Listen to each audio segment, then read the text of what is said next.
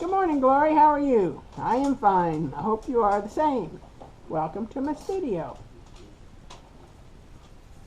If you like this video, please give it a thumbs up. If you'd like to see more, don't forget to subscribe. If you have any questions or would like to leave a comment, please do so below.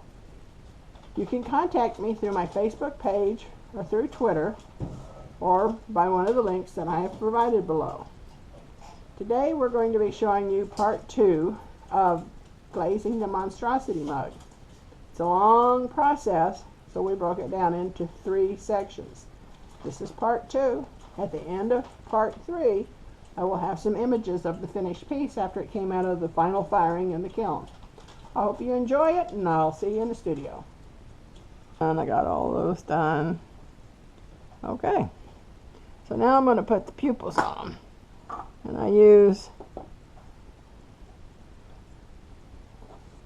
velour black, and you've seen me do this several times. I'll put my pot down.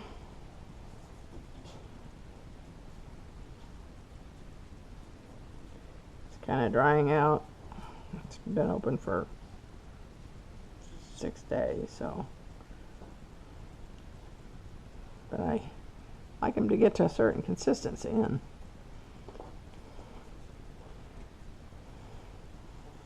I add water and mix them if I need to. Okay, I've loaded the brush, and the middle of that eye would be there.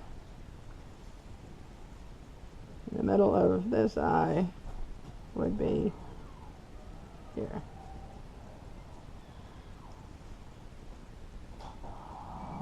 Middle of this eye would be here.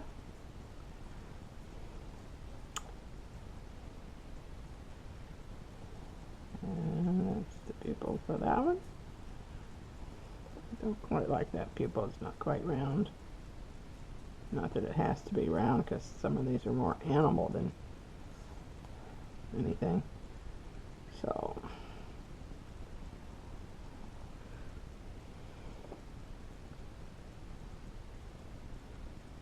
okay.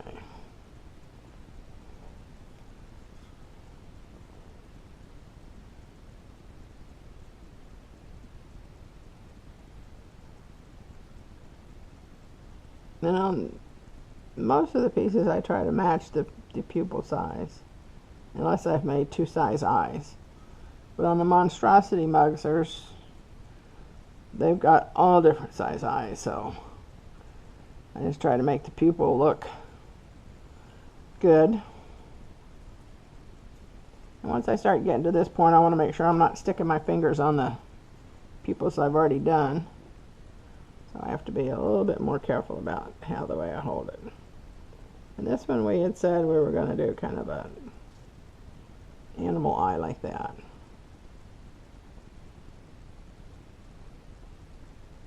Like that. There you go. That'll work.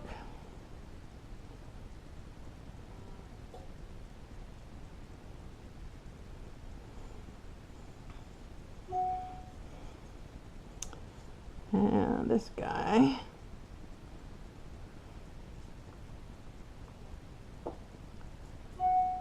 we're gonna give him a slotted pupil also. And we'll go sideways on him.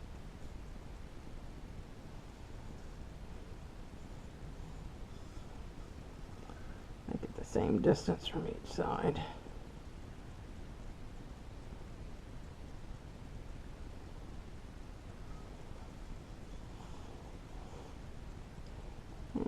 This guy needs a pupil.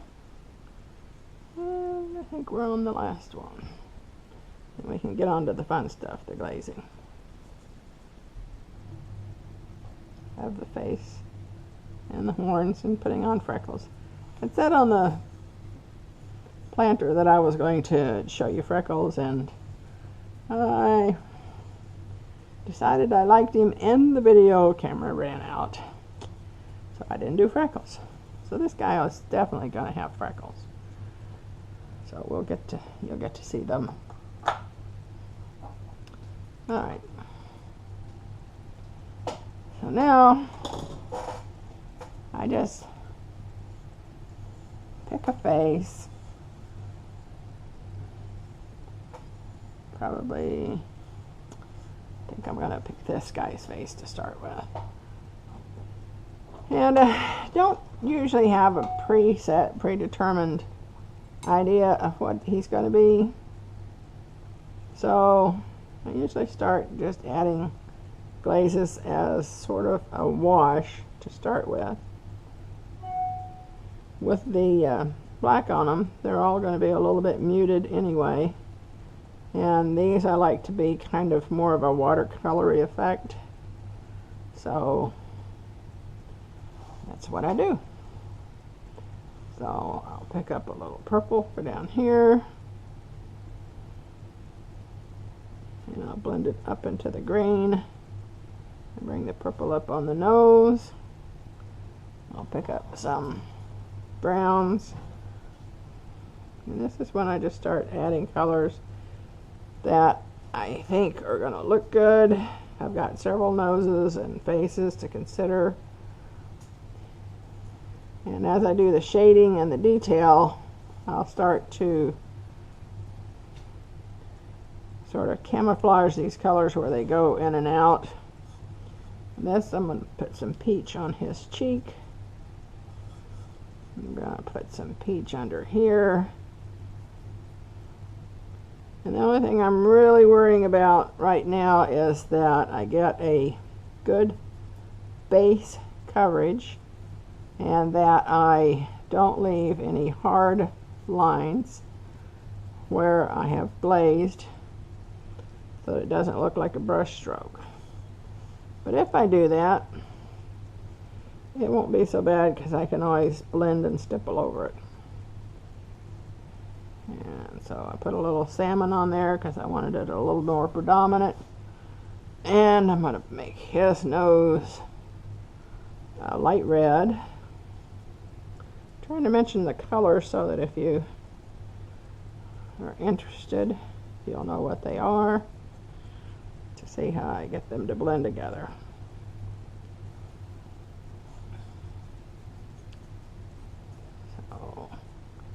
And this is still just sort of a wash. Sometimes on the reds I make it a little bit darker than I would if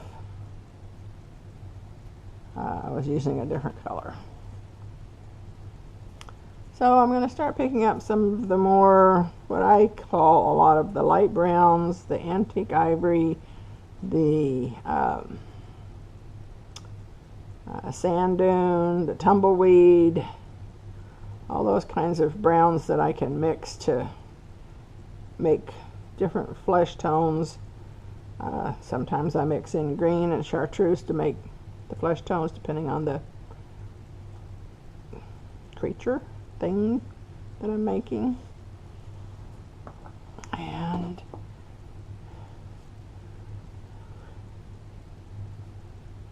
since the underglazes, like I said, do mix to make additional colors, while that leading edge is wet, that's when I want to blend this sandstone in tan into the bright orange that I just put on there, so that it just doesn't have orange and then this is tan or sandstone. So, and on his lip, I'm going to go with a chartreuse on this guy, just because I feel like it. And you'll notice that I let it come down over his face, down over that horn, pick it up and bring it up to here, so that the colors kind of go from one creature to the next creature.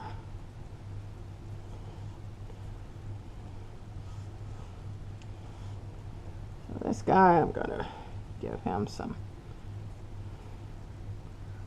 blues. Give him a little blue nose. And bring that blue over here. And I'm going to pick up some amethyst and make the bag under his eye have a lot of amethyst in it. And then bring that amethyst up here and maybe across here, so that I'm kind of tying the color palette in together. And I haven't cleaned my brush unless I had a really dark color on it and it had not unloaded. But mostly by the time I get ready to dip my brush in the glaze, I have taken the color off, glazed it onto the pot, and working as a dry brush. So this guy needs some of this light pink on him to come down into the turquoise that I just put on.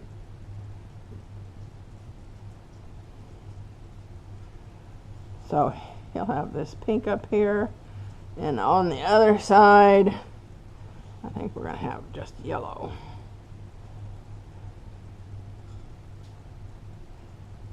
And for the horn, we're going to pick up a medium brown to go around this horn and come down over the nose a little bit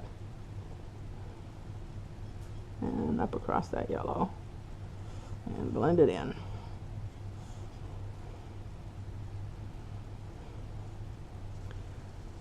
So right now it's kind of pastel-y, and here's a very definite brush stroke.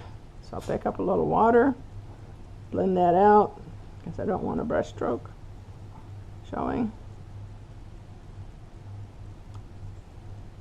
And got rid of that brush stroke pretty easy. I'm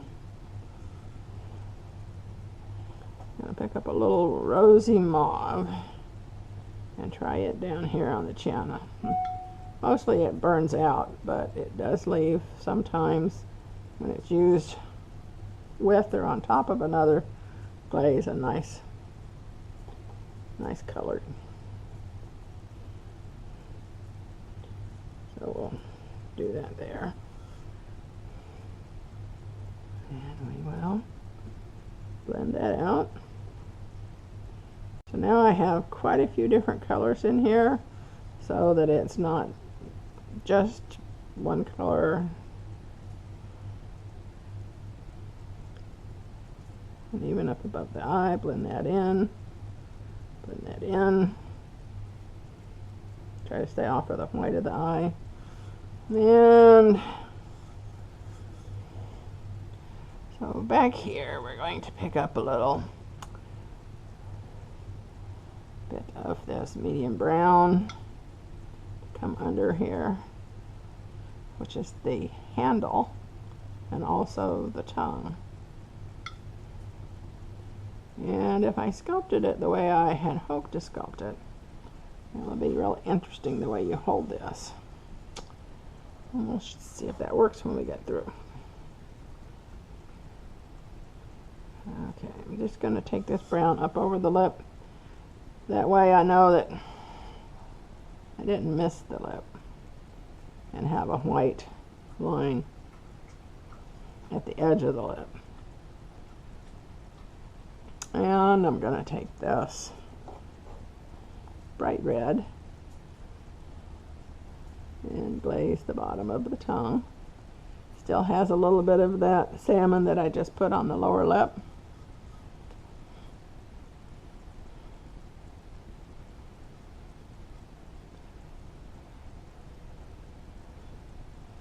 And now a lot of the salmon has worked out, so that helped with the shading underneath.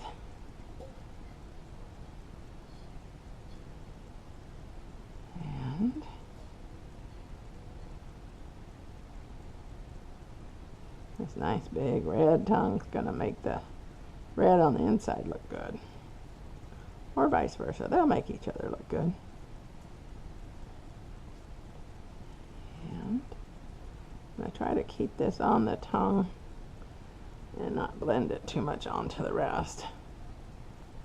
But if I happen to get it on the other part, that's okay. I can just use water and blend it out.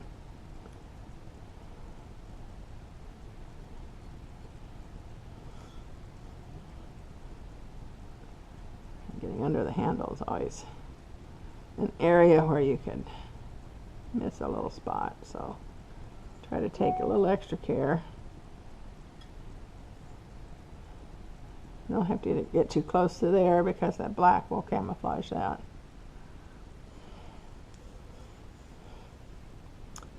Okay, so same thing right there. The black will camouflage it, but I want to get as close as I can.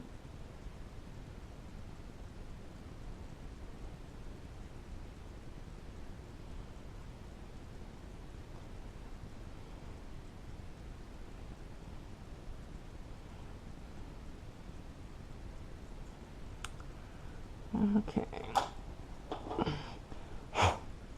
Noticed a little piece of sponge left in there from when we were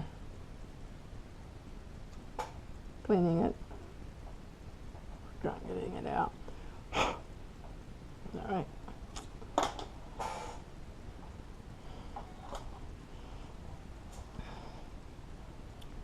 So another coat on the tongue.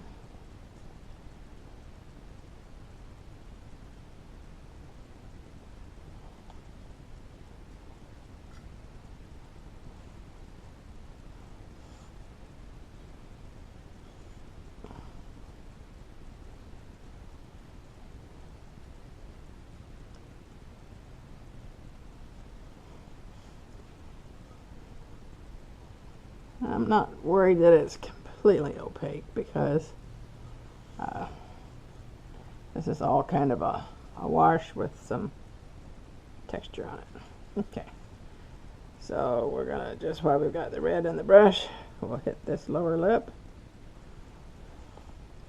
We'll hit this nose, kind of dry brush some of the red onto this nose. And we'll go on the inside of it.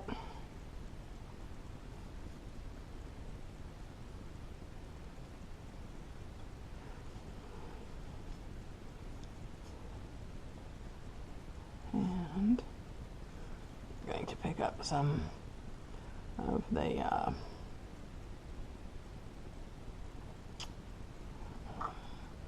lilac and bring the lilac across this nose.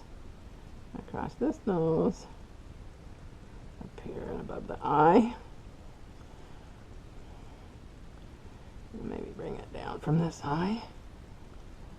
And I'm going to just pick up some color off the palette now. And it'll pull some of that lilac that I have in the brush and some of the red and give it a nice wash. And since I used orange on the other side, I'm going to use a little orange across this guy's eye. And I'm going to use a little green under this guy's eye. And right over his eye. So it takes a little while to lay the base coat on, but once it's on, then the detailing goes a lot faster. Put a little chartreuse here. And with the chartreuse, I like cactus green, which is a very soft green. And it is a designer velvet underglaze.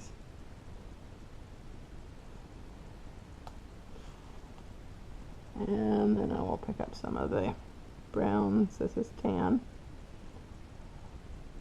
And go under here. And this looks like this is a lot of color on this, but it will be faded out. because of the base coat. So now while I'm right here, I do know that under this eyelid I made kind of a little area that had some rough skin that I wanted it to look kind of bloody. So I'm going to go ahead and put the bright red on that so I don't forget it, and it has a nice base coat there. Okay, and then I'll go back to, and we'll put a little blue here. That's the iceberg blue. Pick up some peach that goes over it also. And bring that down, bring that up, bring that under this nose.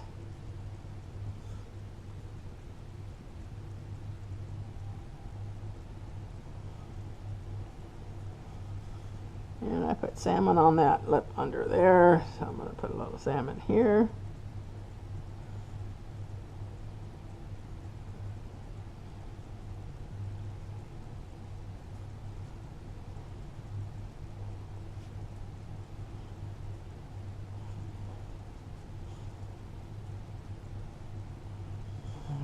Okay. So I think I want some salmon above this eye. And bring that up over around this.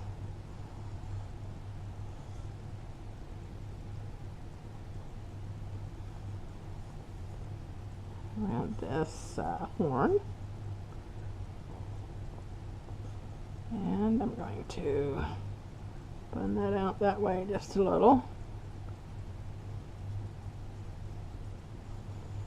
And this nose, I think I want it to be a green, just because I can. Now, the customer that ordered this didn't ask for any particular colors. So when somebody orders something and they don't say, I like blues or I like greens or, oh gosh, don't put any pink anywhere, then that's called artist choice. So it kind of allows me to kind of push the envelope and be a little bit more creative. But it's also very nice to have a guideline, because you never know exactly what somebody means when they say, make it so cute, make it so ugly it's cute. Well, I don't think any of these guys are ugly. They're different, strange. Putting a little bit of salmon on a lot of these noses just to make them pop. I'm wanting to make sure I've got glaze everywhere. And I'm going to sort of do a little wash in there just so that that comes out looking a little cleaner. Not that this looks clean, but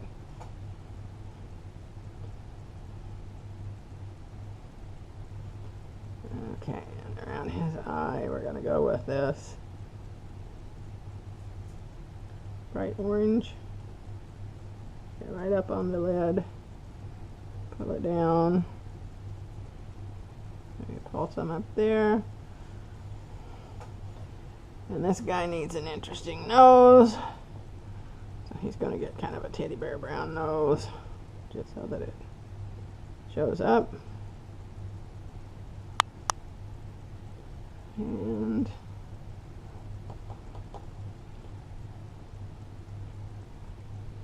make his lip look that way, and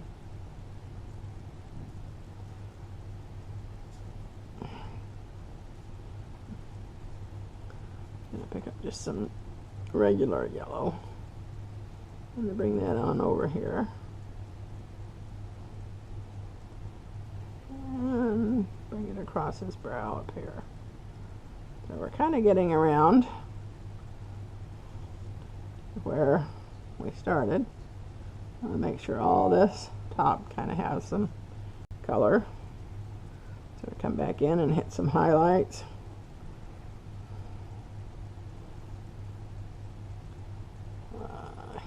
again with light red.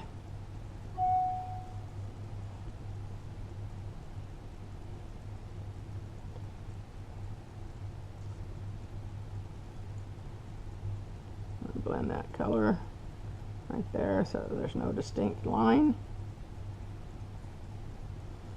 We're going to pick up a smaller brush so that I can go up over the eye and have a little more control next to the lid.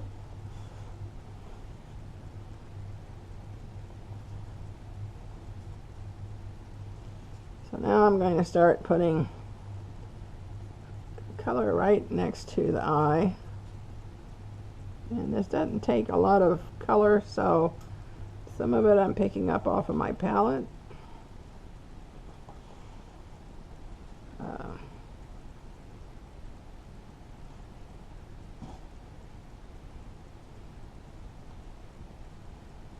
And just blending it up. What I'm wanting to make sure is that the lid has color on it. All the way to the eyeball. I'm not necessarily wanting to match one to the next.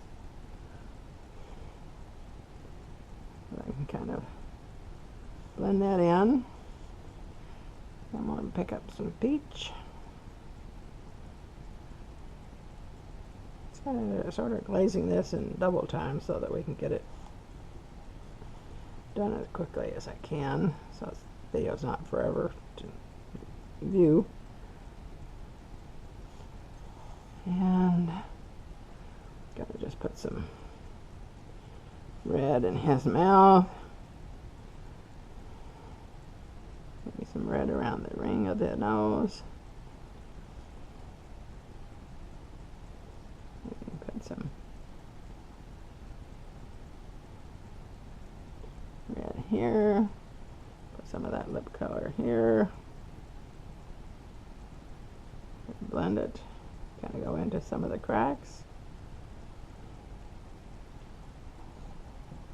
I'm going to pick up one of the scruffy brushes that I've used to stipple a lot with, and I will just pick up some of the colors on the palette. That was a blue, and I'll begin to create a little texture. Kind of go across the eye.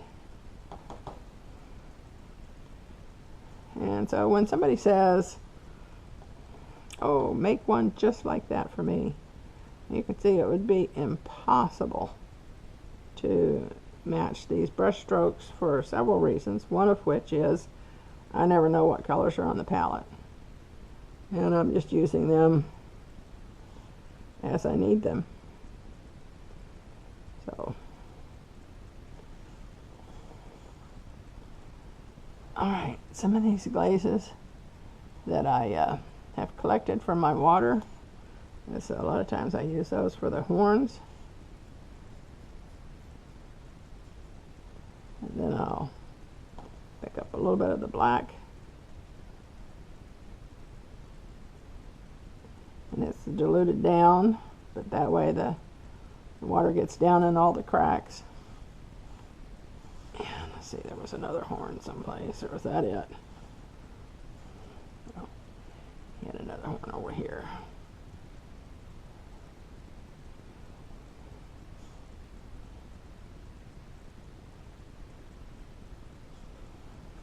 There's a horn down here in his nose.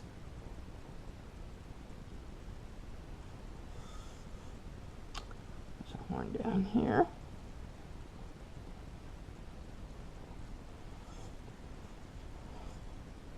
So this one's more gray and this one's more taupe color.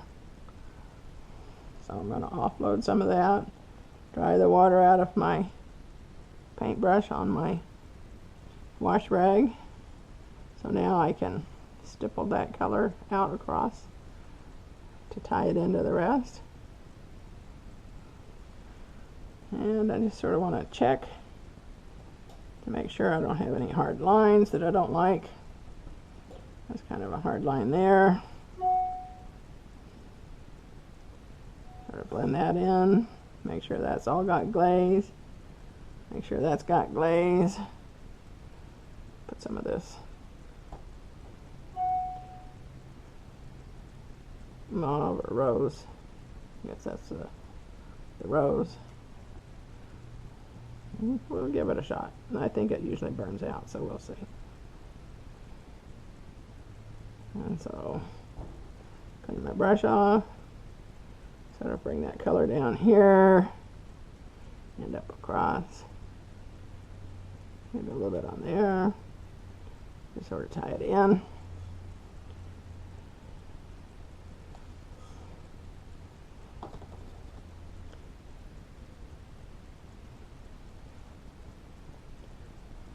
Okay, we're gonna pick up that small brush again, and we're gonna do this guy's lip. And I think I'm gonna do his lip in a green, just because I can.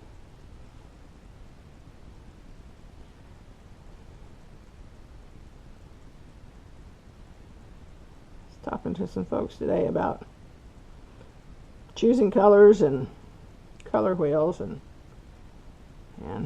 how I was once told you had to have a color wheel, and if I didn't have a color wheel and didn't know about color wheels, I was never going to be an artist. And I said, that's okay, I just make things. If that's what it takes to be an artist, I'll just be the person that makes things instead. So, don't know what a color wheel, I do know what a color wheel is, but I don't use a color wheel because I don't think a color wheel could tell me how to do this.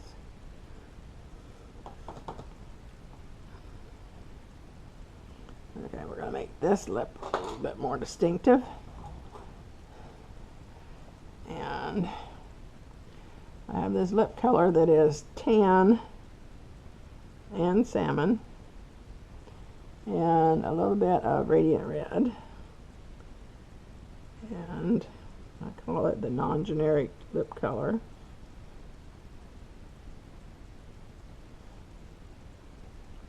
And then I'm going to pick up a little bit of this light red and just put it in here where the teeth are. It probably won't show because of the antiquing, but we'll give it a chance to show. So I'll clean that off of my brush, and then where that got onto the lip, I will smooth and blend it in like I do any place else. Now these teeth have red on them, so I'll take my brush and just get it wet and clean that opaque color off. And I'm dipping my brush in my water that is dirty from glazing 60-some bowls. Now I have a clean little thing of water that if I really want to get them clean, I can. But I don't want to. I don't want to. So, this is dark green. Use a little bit of the dark green on the tooth. A little bit of dark green on all these teeth. And I'll come back and pick up a little bit of this yellow. And a little bit of this yellow. The orange. And then I will blend lightly. So this guy has beige on his teeth, on his tongue, on his lip. So first thing I'm going to do is put a little light red on his gums. Clean that tooth off.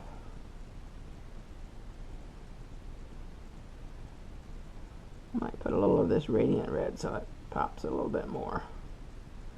Doesn't have to be solid because I already coated it once with that. Right down there. So I'm not really liking this light lip so much. So I have a Canyon beige or a beige. This one is actually the beige. And I'll do the lip in that. It'll still give me the brown lip, but it'll be a little bit darker. And I like that. I think it needed to be a little bit more distinct. Now these glazes dry on the piece. They are end up being very pastel looking, even when you put several coats on. So you may see an area that I glazed that now looks much lighter than it was a while ago, but that's just because it has dried some. Okay, so that's looking pretty good. I want to make these eyelashes black. So I do have some black and dark green right here on my palette, so I'll first wash with that because it is very ink-like because of the water that was on the palette. So then I'll come in with this black, and I know that there's black down in all the creases, and I don't have to get into all the creases, and I don't have to get right up next to the eye. So just taking one last look at the base coat to see if there's anything that I missed, anything I can't stand, anything I want different. I do see on this nose